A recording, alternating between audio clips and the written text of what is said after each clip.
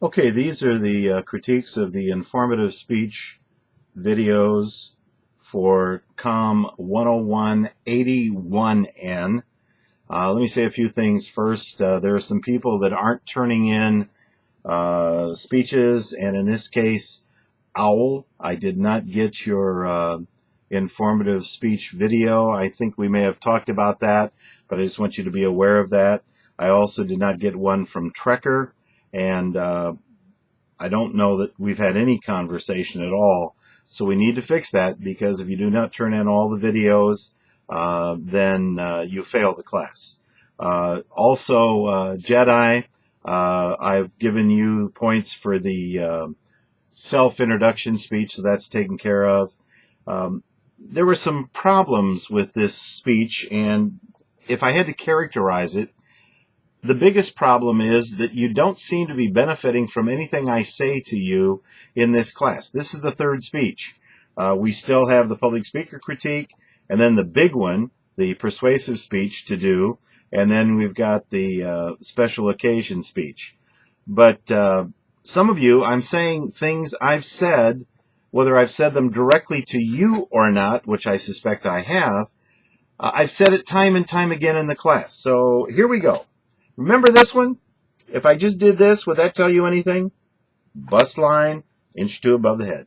Only shot I ever want to see. What do I have to do? I get real excited about it or what? I keep saying it and you keep not doing it. Now, I will tell you, I'm done. If you don't follow the very simple directions, then you're not going to do well on the speech. You'll get points for it, but those points are going to help you because they'll be F points. Now, the audience introduction. I've said it time and time again. Each person walks in front of the camera, this camera, and looks at the camera and says their name and how old they are. If they are sensitive about their age, they just need to say over 21. Everyone that comes by the camera must be at least 16 years of age. All right. Everyone come by the camera. Don't show me a shot of people sitting in a dark room and expect me to be able to see who they are and judge how old they are. Don't do that. There are people doing that. Do not shoot the camera on an angle. Don't shoot up.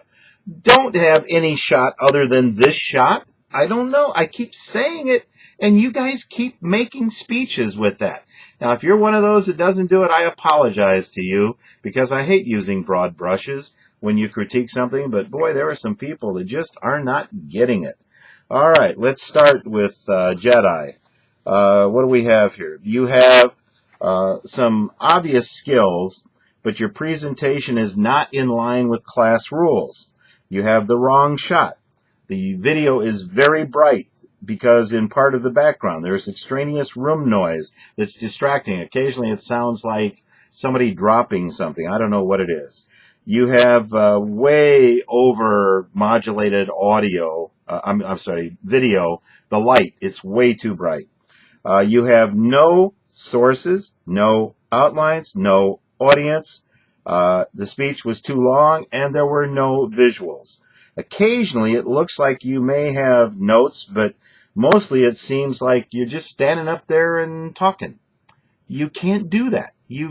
That's why we want you to have the notes, and you've got to refer to the notes, and the notes have got to take you smoothly from one point to the next, not just a kind of free fall connection of unconnected facts. All right. You had a general topic, but your facts have got to build and go on. This speech ran 8 minutes and 9 seconds. Did you read the directions? It's supposed to be a 4-minute speech. All right, what else do we have here? You have a statement after statement with apparently no goal or connection. It's just a statement, kind of in isolation, then another statement in isolation. They all are around your topic, but the statements have to tie in together too. And my real question is, why did you run so long? Also, vocalize pauses of uhs and ums, and there's a lot of other stuff I could say, but I don't want to beat you up anymore. Next up is Beyonce. Beyonce, you ran long also. You have a nice appearance. You need to move the shot just a little bit closer. You still don't quite have the bust line to an inch or two above the head. you have a very nice comment in your speech about why men in your audience ought to pay attention to what you're talking about, which is inherently thought of by some people as a girl's topic. And it's important that when you have a topic that may have very broad interest to females, but very narrow interest to males, or vice versa, that you acknowledge why the narrow interest audience should probably want to pay attention. And you tie that in so well, so perfectly in terms of getting them involved in why they ought to pay attention. Nice job. You're stating facts without sources. You had a lot of historical stuff in there. You never cited one source in your speech about where any of that came from. You've got to have, you had them in your outlines, so, hey, don't put them in your outlines and not use them in your speech. The moment you say 100 people are killed every day in X city, and then you move on to the next thing, your audience is sitting there saying, where do you get that? Says who? Cite your sources. In an English paper, bibliography does it. In a speech, your audience needs to know now. In a bibliography for your English teacher, they can look and see what the source was. In a speech, you have to give the source. All right. This was a great job in stringing together a lot of, I'd say, fairly interesting, pretty interesting details. This screamed for sources and visuals. Some pictures. Show us some pictures of what you're talking about. Watch your clearing of the throat at the end of the sentence. You get to the end of a sentence, and you do one of those things. And you get to the end of the next sentence, and you do one of those again. Minimally, if it's something that's causing hay fever or any allergies, say excuse me or something like that, so the audience doesn't just think that you're not paying any attention to them. Next up is bubbles. Nice appearance for you, too. You didn't cite any sources in your speech. You have good shot composition. Don't drop your voice at the end of a sentence like that. Don't drop your voice at the end of a sentence like that. I've got to have energy from the beginning to the end of a sentence. Don't let your words disappear at the end of a sentence. Okay? Very strong on that.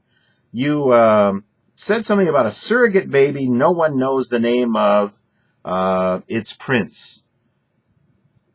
If no one knows the name of it, how do you know the name of it? I think what you may have been trying to say is there was a surrogate mother that no one knows the name of, and the baby's name from that relationship was Prince.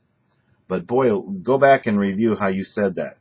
You're mixing up your facts about being acquitted and found guilty and found not guilty and things like that. You had a very abrupt tape ending. And you have something very interesting, too, here. The two were introduced to her father by Elvis. The two were introduced to her father by Elvis. Well, who was her father? I thought her father was Elvis. So Elvis introduced them to him? All right.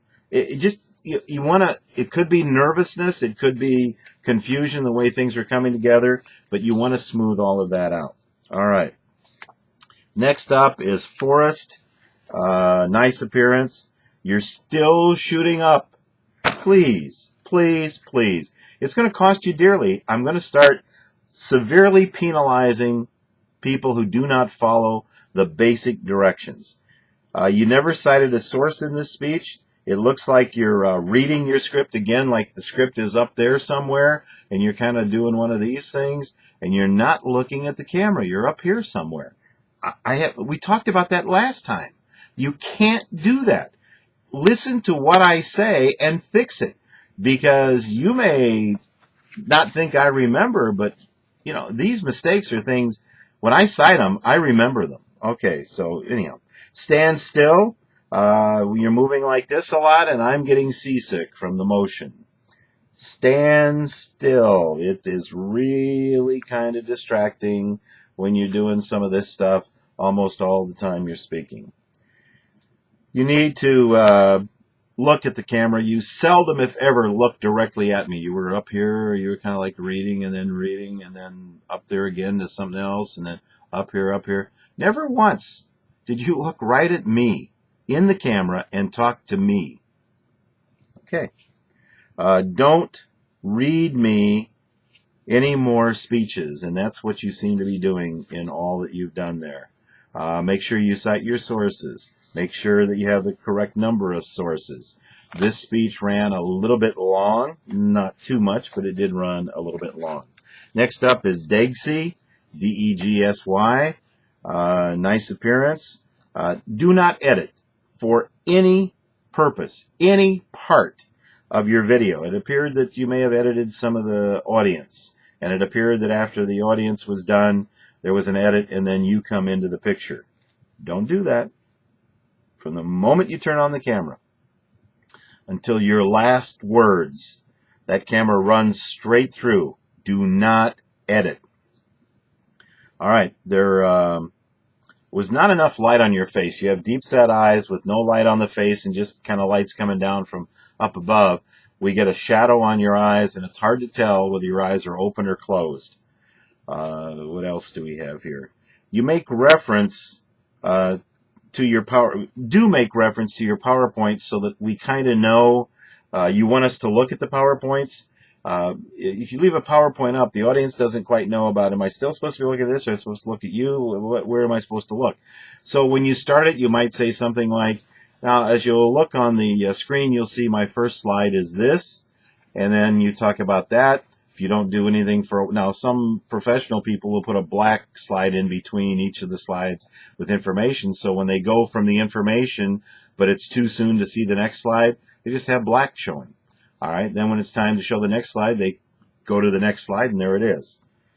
You had a fairly abrupt ending. You had way too much detail in this. There's a very famous radio program back in the early days of radio in which they said, you always want to tell people just enough to get them interested, but never, ever answer every one of their questions. Make them want to know more, so that when you finish, they still have questions. But if you try to tell them every single thing they know, and guess what? A 4-minute speech, yours ran 8 minutes and 10 seconds. Way too long. You didn't meet the requirement. All right. You talked about a star rating, and then shortly after you said it, and I'm saying, what's a star rating? You said something along the line of 5-star means the best, 4-star. Okay, you did define it, but you start to talk about something, a star rating, tell us immediately what you're talking about. Don't make me wait to hear what a star rating is. All right, what else is it? I think that you want to cite your sources in the speech. You have a lot of facts there. Make sure when you're citing facts that you give us some kind of a source for it. All right, next up is Daisy. Daisy, you have a good speech with good information. You need to shoot tighter. You have the wrong audience intro. You have a gross violation on the outlines. You handed me one page that was handwritten. No. We don't do handwritten outlines in, I don't know, very many classes in college that you can turn in handwritten stuff. All right, so, and you only gave me what appears to be one outline, but it's all handwritten, so I don't know.